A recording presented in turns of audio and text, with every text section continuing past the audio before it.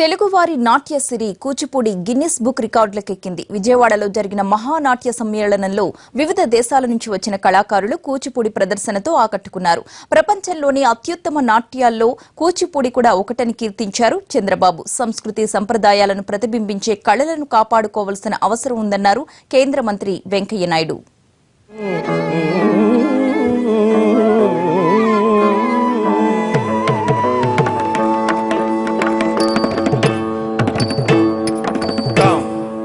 Kuchipudi మహానృత్యంతో తరించింది Bezawada. Indira Gandhi municipal స్టేడియంలో సిలికానాంధ్ర భాషా సాంస్కృతిక శాఖ సంయుక్తంగా అంతర్జాతీయ కూచిపూడి నాట్య సమ్మేళనాన్ని నిర్వహించాయి. 18 దేశాల నుంచి వచ్చిన 6117 మంది కళాకారులు ఒకేసారి కూచిపూడి నాట్యాన్ని అభినయించి సరికొత్త రికార్డు సృష్టించారు. Guinness book of world records ఈ మహా నృత్య ఘట్టాన్ని గుర్తించి సర్టిఫికేట్ అందించింది. So you are now all officially amazing. Thank you.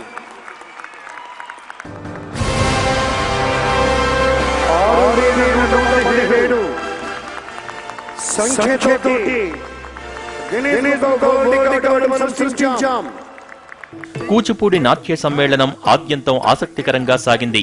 ముఖ్యమంత్రి చంద్రబాబు, కేంద్ర మంత్రి వెంకయ్య నాయుడు అచ్చ తెలుగు సంప్రదాయ దుస్తుల్లో కార్యక్రమానికి హాజరయ్యారు. పంచకట్టులో సందడి చేశారు. ఈ కార్యక్రమంలో నారా లోకేష్ తో పాటు ఆయన కుమారుడు దేవాంశ్ కూడా పాల్గొని ప్రత్యేక ఆకర్షణగా నిలిచారు. కూచిపూడి వల్ల మనస్సు ప్రశాంతత వస్తుంది.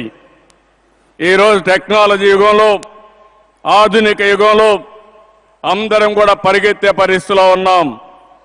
పోటీ ప్రపంచంలో ఉన్నాం. కానీ దీనివల్ల అనేక రకాలైన టెన్షన్లు వస్తున్నాయి. ఆ టెన్షన్లు అధిగమించడం కోసం కూచిపూడి లాంటి డాన్స్ కానీ, ఫిజికల్ లిటరసీ కానీ చాలా అవసరం. మన దేశానికి ఒక అత్యున్నతమైన స్థానం ఉంది. కళలు 64 కళలు. మన పూర్వీకులు అనేక కళలకు ప్రాధాన్యత ఇచ్చారు.